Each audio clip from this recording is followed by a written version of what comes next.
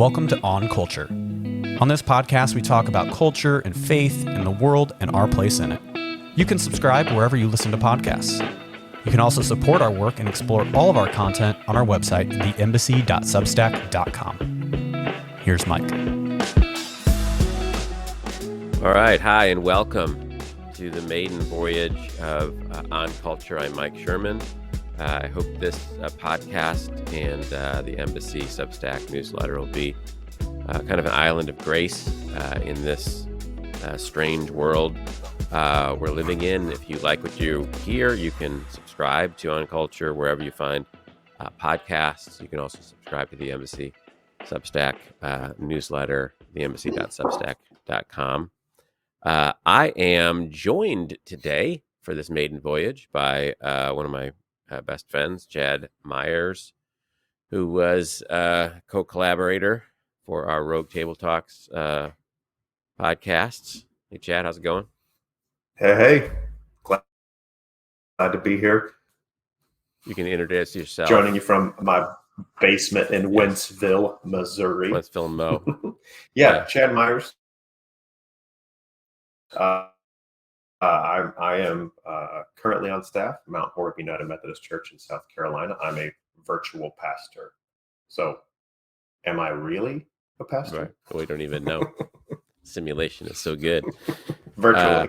Yes. So we're going to talk about culture, the intersection of culture and life and faith and all sorts of things as we go along. And I kind of wanted to talk about something that's a framework for me for understanding culture and life and identity and all sorts of intersecting ideas that we'll talk about along the way in this podcast. And that's story, the idea of story. And it might sound a little, I don't know how that sounds to people, but I want to start by kind of talking about what are some of your favorite stories, some stories that have stuck with you, memorable, impactful, How would you answer that question? Yeah, I think for me, probably somewhat in mainstream pop culture, I love the Harry Potter story, the Harry Potter series. I like to read. I'm a huge Tolkien fan, so Lord of the Rings is probably hands down my favorite story. But there's other ones. One that always haunts me and I can never get away from is by Shel Silverstein, The Giving Tree. It's just always somewhere in the back of my head. Like there's just that haunting, sad tale of the Giving Tree. So those are a few of my favorite stories. It's interesting because you got a couple of sort of kind of sweeping, epic, long period of time, lots of stuff going on stories, and you have one that's not that. But by way of story, it conveys something, big. I do think, that what those you mentioned for some Chronicles of Narnia would be on that list, especially if they're like reading them to their children. But, again, with you, I think of things that there's a little movie called Leave No Trace that I've mentioned to, everybody I know at some point.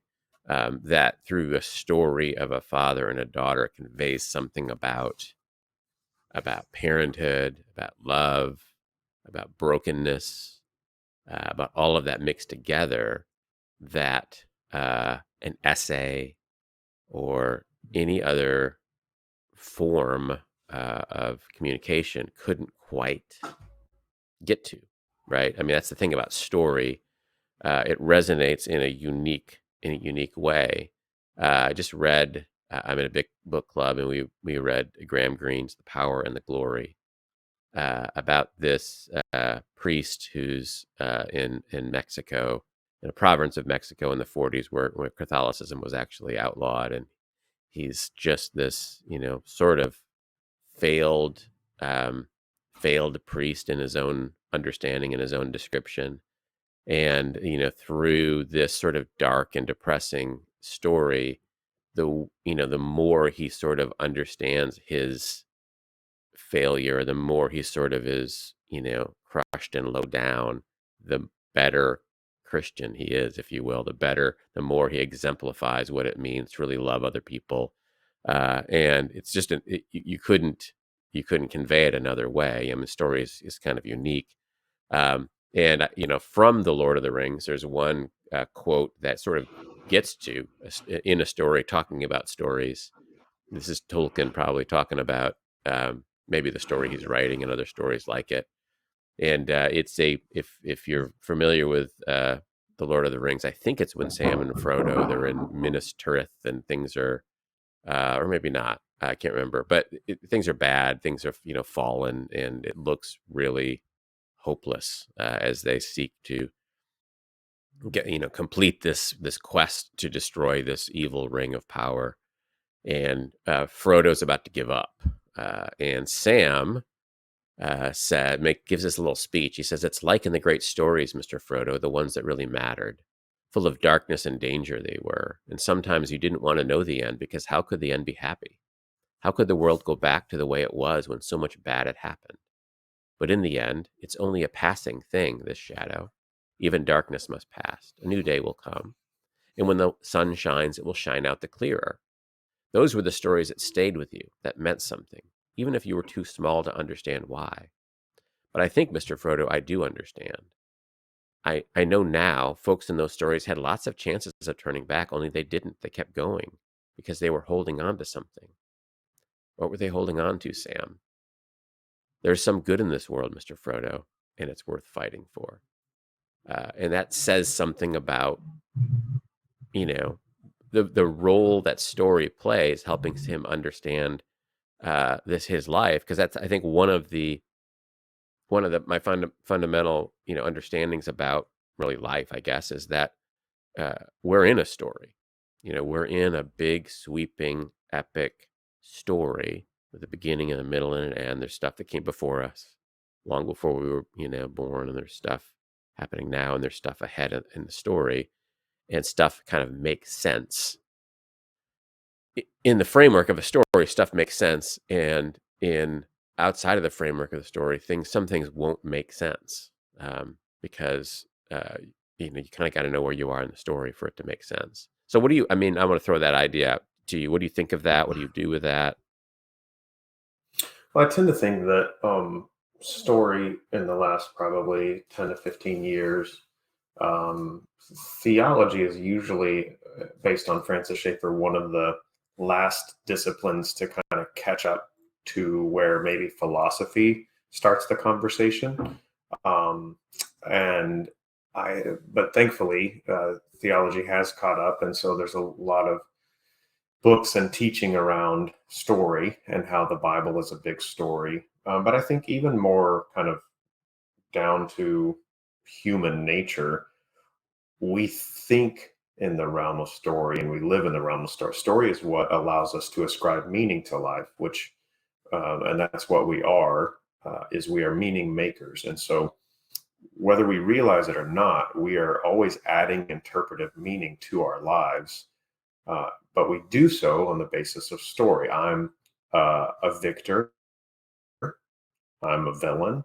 I'm the good guy. I'm the bad guy. This is the battle I have to fight. This is the opposing team, or if you will. But what we're doing almost on a subconscious level is we are saying our lives are stories, and my life is a story.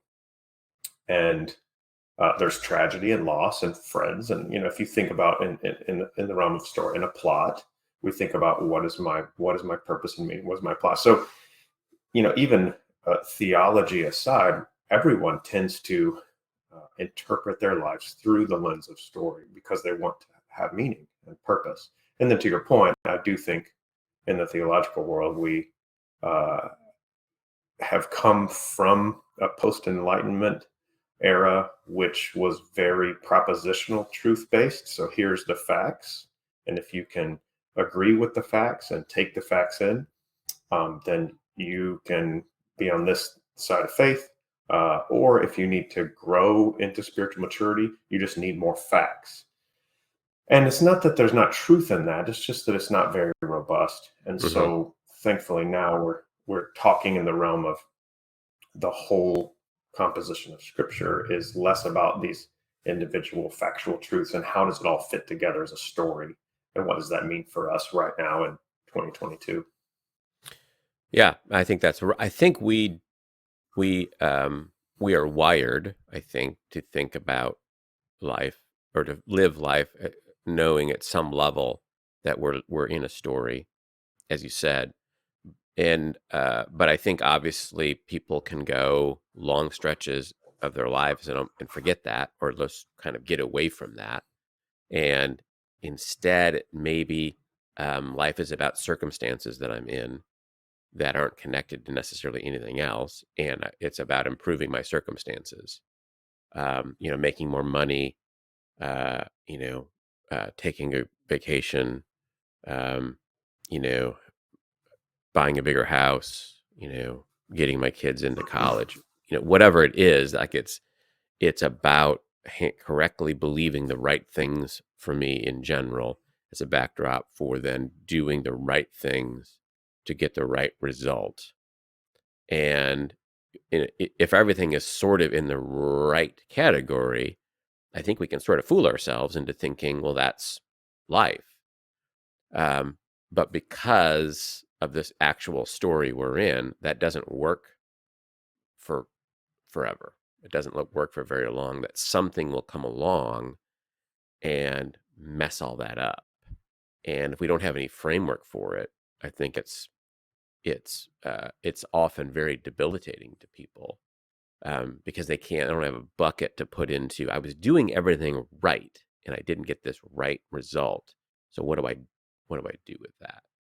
I was doing everything right, but my kids turned out here and didn't want, the future I had for them, or I was doing everything right, and then this happened, uh, in my job.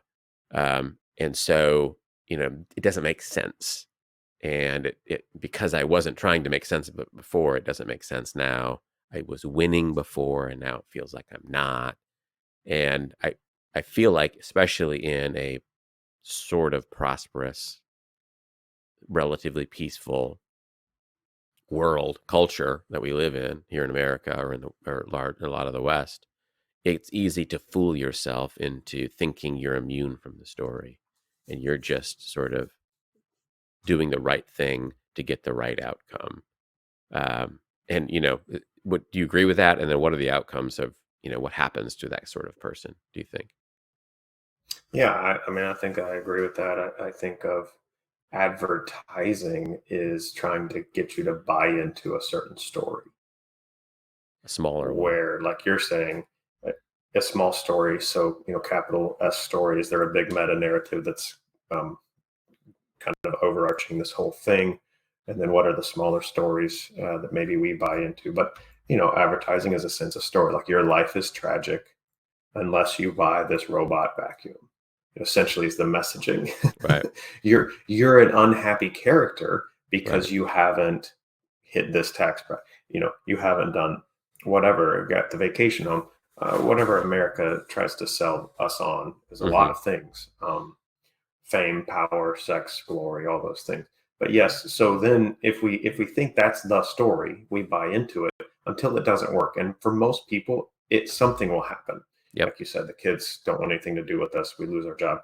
But to me, that is like you could call it a severe mercy or a gift of grace. Like, that's the opportunity to reevaluate your interpretive lens of life. That's the opportunity to say, maybe that story wasn't satisfying for a reason. Like, it worked Right. for me for a while, Yep. but now it doesn't. So, to your question, if I don't respond to that invitation, what does that mean? Do I try to work harder in that story then to try to, you know, make it happen, to make it work?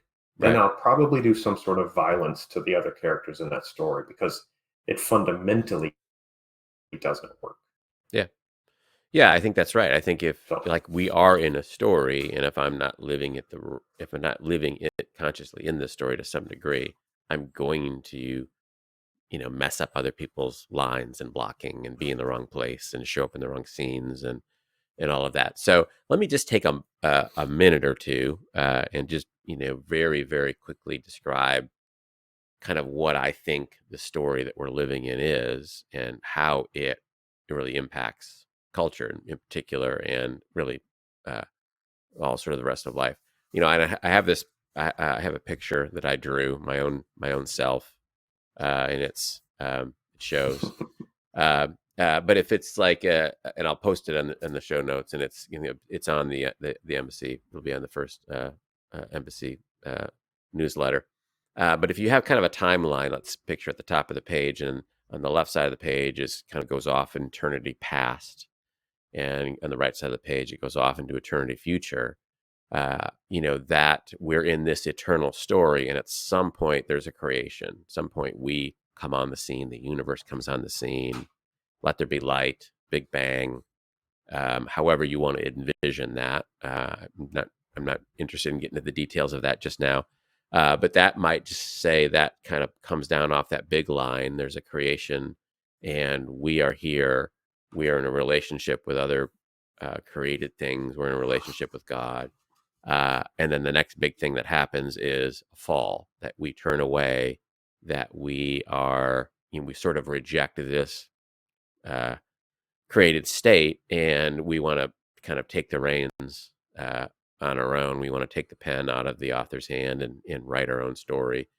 And then now, post fall, we're in this stage of redemption, awaiting. And I think somewhere along the stage of redemption, I'm a Christian. We're Christians.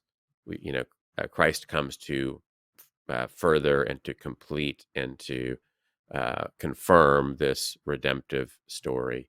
And in the future, we will kind of rejoin that eternal story in some sense that we don't fully understand. And that's, can be called recreation or consummation. So creation, fall, redemption, recreation is sort of the four main parts of this movements of the story. And we're somewhere in the middle of it. We don't know how far we are from the end of this particular story. And I think the reason this is important is because our understanding of the story we're in, everything about us is distorted from the fall, that we're created as someone who bears the image of God. And so that means to some degree able to love and experience love and beauty and joy, and able to understand the sacred, and able to have meaning, and able to create and be creative as sub-creators, as because we're made in this image of God. But all of that wonderful stuff is distorted by the fall, that it's marred, like our own pride and our own self-interest and our own selfishness and our own fear and anxiety get in the way of all of that and mix in with all of that.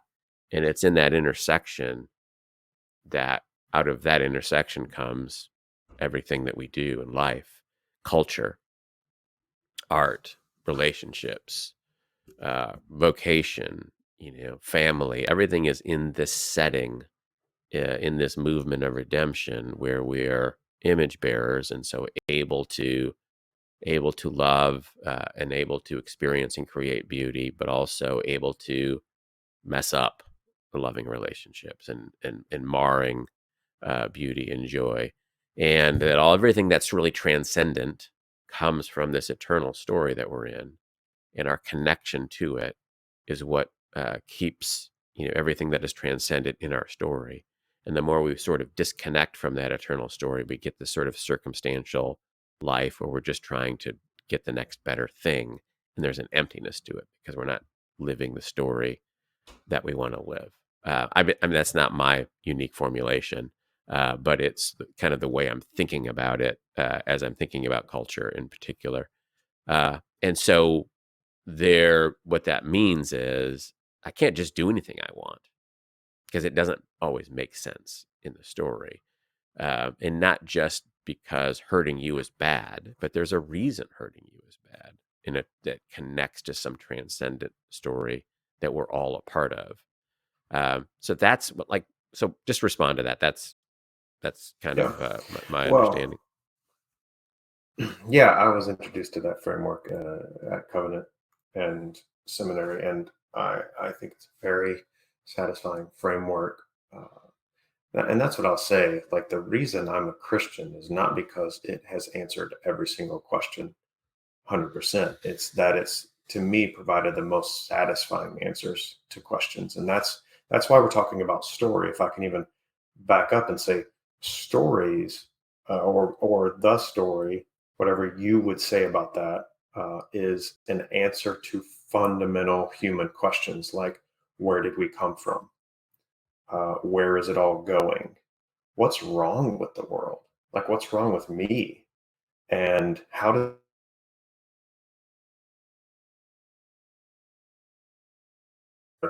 and the way we answer that is actually our meta story.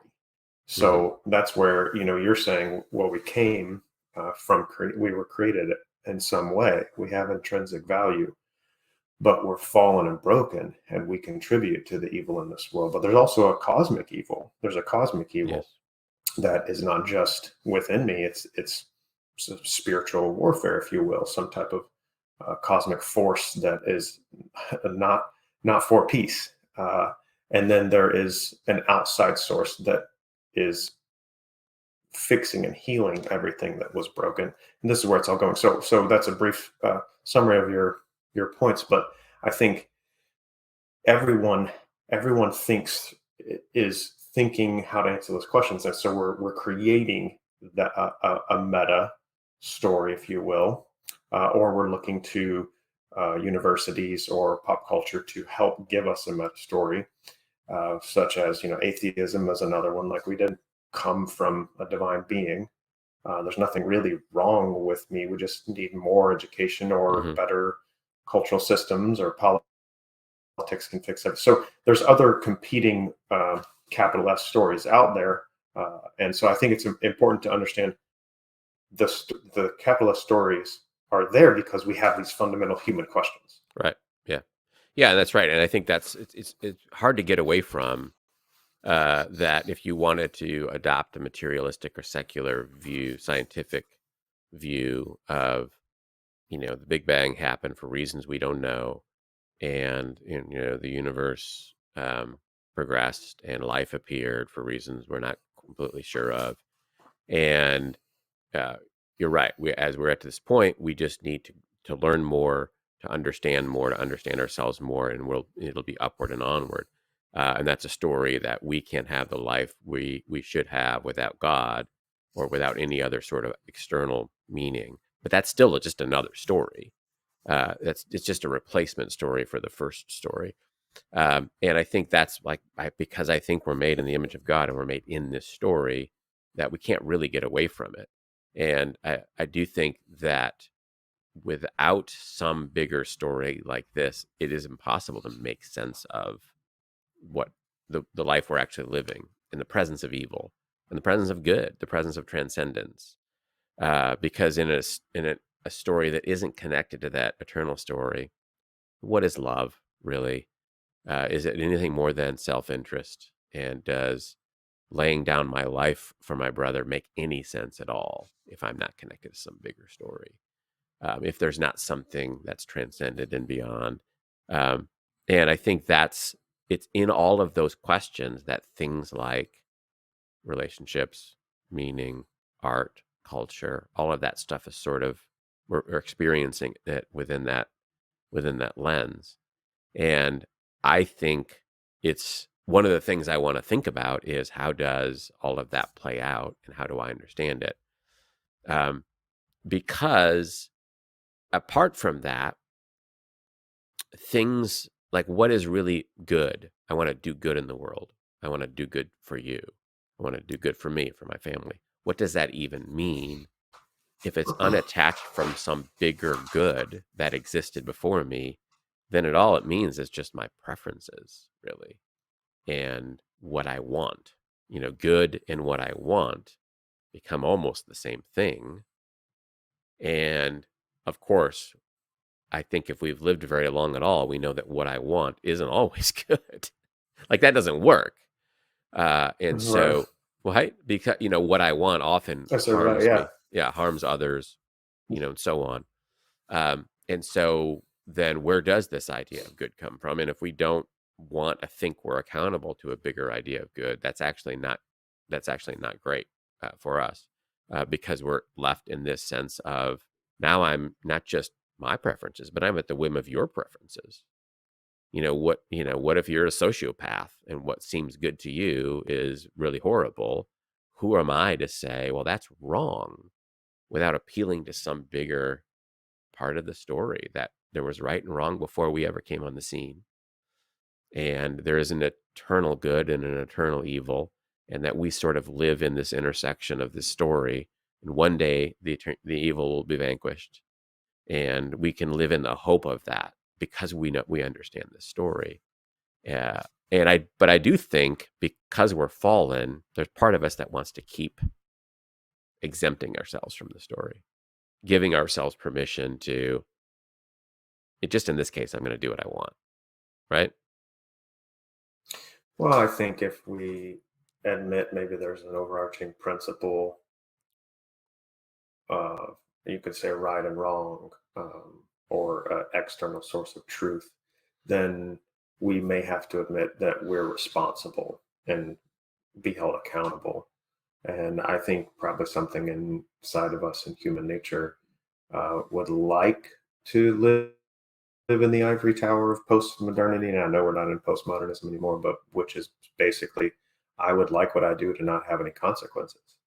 Mhm. And I don't think we are in that conversation anymore, but I think fundamentally we still would love for that to be some of a reality. But if we acknowledge there's some guiding principle to this life, then we have to accept responsibility.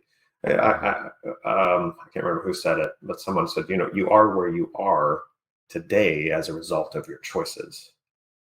I think this person has a Christian worldview, but they also said, the other side of that is you are where you are today, not just because some mystic force has been guiding you, but because of you've made choices.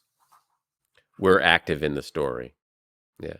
Yeah, Right. we're full participants, and Yeah. and God is he's not just comfortable with that. That's his enjoyed design, Mm-hmm. is that Part we're of it, responsible agents. yeah, it's part of what it means to be made in the image of God, right?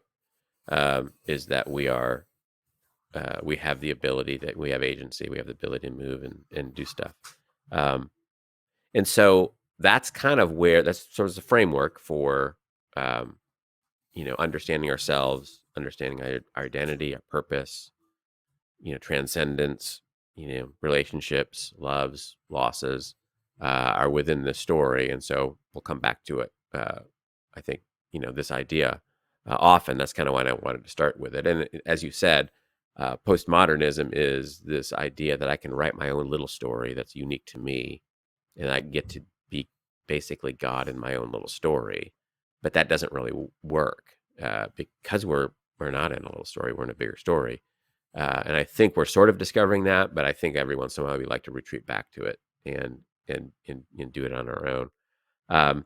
So as we think about, going forward, a couple of things just to leave everybody with, that, maybe you think of your favorite stories in a different way. Maybe they resonate in a different way now, or the next movie you watch, or the next book you read, you're thinking about it in the sense of, how does this connect, in this bigger story, and how do I think about it differently? And then Well, also, what questions is, sorry, but go yeah, ahead. I agree. I'm glad you're going there. But what questions is this story trying to answer, and what answers is it providing? Like, Yeah, is there redemption for this person or something? right. Even if it's not a spiritual story, or we're Christians, but it doesn't. This applies everywhere. I mean, it's a very general. I mean, if we're all in the story, we're all in the story. And so, what, even if it's not anything like that, there is still some sort of, what is it saying about redemption and love and life and meaning and purpose, and all of that I think might cause us to, think again. But then also, I think that being in this story should give us hope that we don't have to have everything figured out, that there is an author, that there is a story that we're in, and I am not the author of everything, so I don't have to explain everything or figure everything out. That that's where faith is part of the story, but then also hope, because I hope, even though things are bad, as Sam said to Frodo, that this part will be, the shadow will be passing, because there's someone in charge of the story who will make it so in the end. Maybe after I'm dead. But I'm part of that story as well. That my story doesn't end when I die. It's part of the eternal story as well. So, thinking about that, thinking about life, thinking about story, asking those questions, but also thinking about how that connects to faith, how that connects to hope. And so I hope that's something that will carry you through, and we'll talk again the next time we get together for On Culture. Thanks, everyone. You've been listening to On Culture, a podcast of the Embassy newsletter. Have a question? Send it to theembassy@substack.com. And don't forget to subscribe and leave a review wherever you listen to podcasts.